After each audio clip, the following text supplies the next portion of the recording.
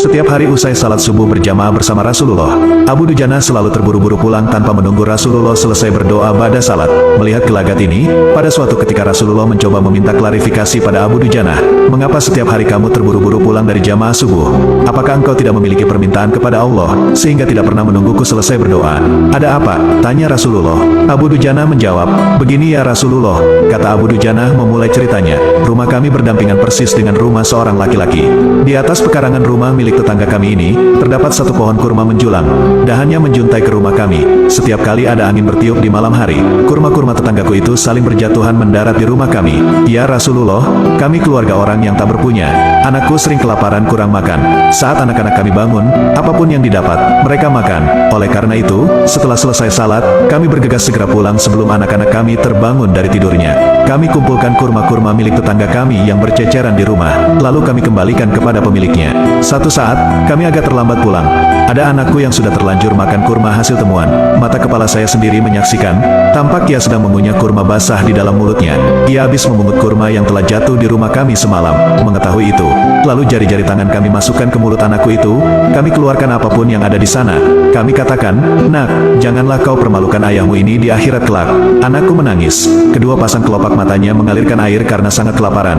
'Wahai Rasulullah,' kami katakan kembali kepada anakku itu, 'hingga nyawamu lepas pun, aku tidak akan rela meninggalkan harta haram dalam perutmu. Seluruh isi perut yang haram itu akan aku keluarkan dan akan aku kembalikan bersama kurma-kurma yang lain kepada pemiliknya yang berhak.' Mendengar itu, mata Rasulullah berkaca-kaca. Butiran air mata mulianya berderai begitu deras. Baginda Rasulullah kemudian mencoba mencari tahu siapa sebenarnya pemilik pohon kurma yang dimaksud Abu Dujana itu.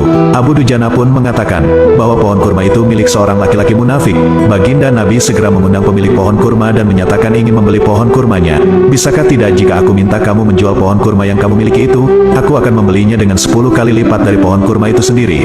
Pohonnya terbuat dari batu zamrud berwarna biru, disirami dengan emas merah, tangkainya dari mutiara putih. Di situ tersedia bidadari yang cantik jelita sesuai dengan hitungan buah kurma yang ada,' kata Rasulullah menawarkan. Laki-laki munafik ini lantas menjawab dengan tegas, 'Saya tak pernah berdagang dengan memakai sistem jatuh tempo.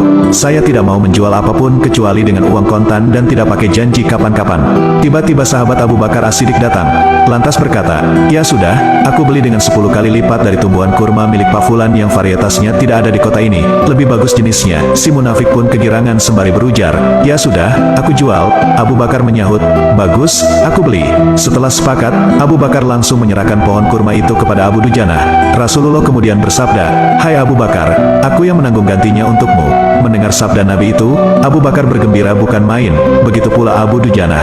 Sedangkan si munafik berjalan pulang menemui istrinya, lalu menceritakan kisah yang baru saja ia alami. 'Aku telah mendapat untung banyak hari ini. Aku dapat 10 pohon kurma yang lebih bagus. Padahal kurma yang aku jual itu masih tetap berada di pekarangan rumahku. Aku tetap yang akan memakannya lebih dahulu dan buah-buahnya pun tidak akan pernah aku berikan kepada tetangga kita itu sedikit pun.' Katanya, malamnya, si munafik tertidur nyenyak. Saat bangun di pagi harinya, tiba-tiba ia melihat pohon kurma yang sudah dijualnya berpindah posisi, menjadi berdiri di atas tanah milik Abu Dujana. Seolah-olah tak pernah sekalipun tampak pohon itu tumbuh di atas tanah si munafik. Tempat asal pohon itu tumbuh, rata dengan tanah. Ia keheranan tiada taraf.